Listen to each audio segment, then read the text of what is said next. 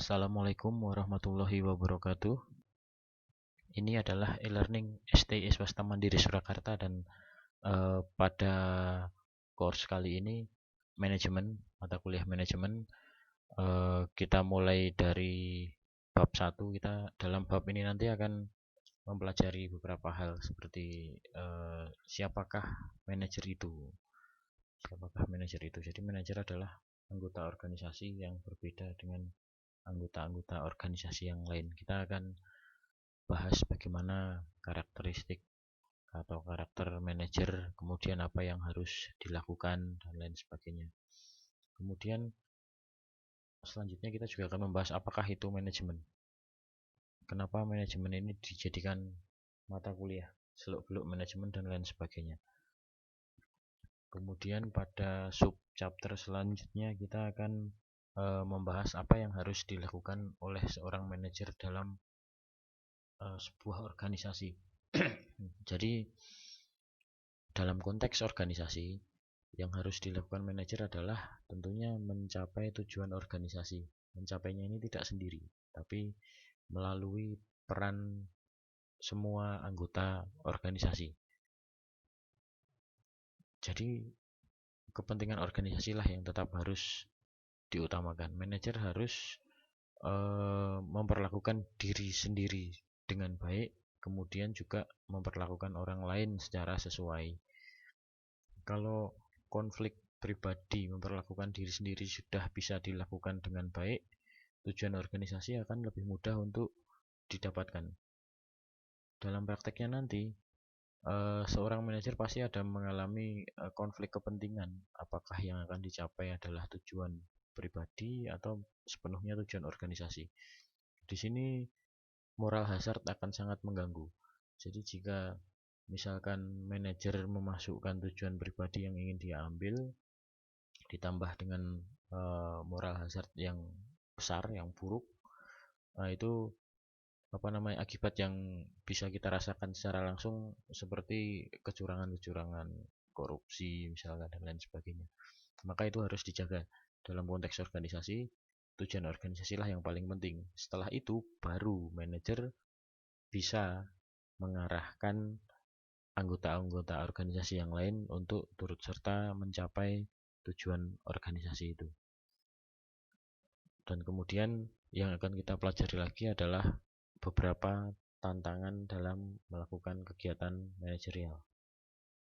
Seringkali kesuksesan seseorang dalam memanage sesuatu tidak datar-datar saja, tidak lurus-lurus saja, melalui berbagai macam konflik, baik itu konflik pribadi maupun konflik organisasi.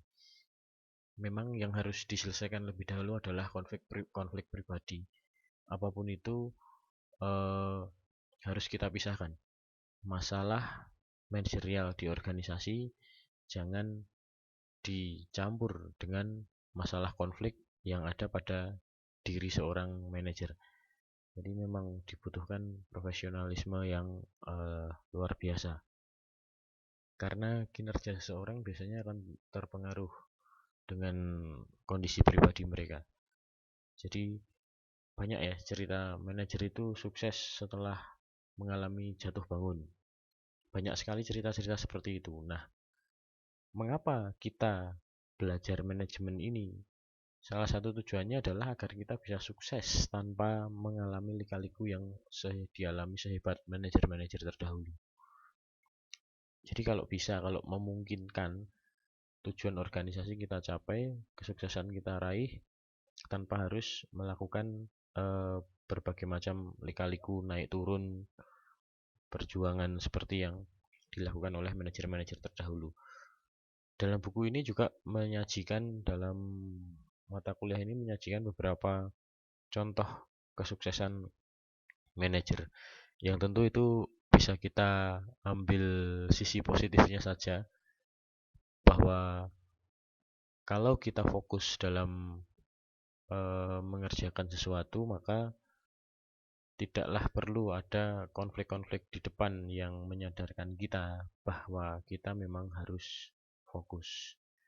Nah, beberapa tantangan dalam manajemen antara lain, setelah konflik pribadi bisa kita selesaikan, kemudian tujuan organisasi bisa kita capai secara sistematis, bisa kita kejar, belum kita capai, bisa kita kejar secara sistematis. Kemudian kita juga harus membuat fokus semua anggota-anggota organisasi. Kita beri mereka peran sesuai dengan kemampuannya, antara pekerjaan, kemudian remunerasi juga harus kita perhatikan. Seperti apa atau hal-hal apa yang membuat mereka semangat dalam melakukan pekerjaannya, termasuk mengelola stres, mengelola konflik. Itu juga yang harus dilakukan oleh manajer. Caranya banyak sekali, akan diuraikan juga dalam chapter ini.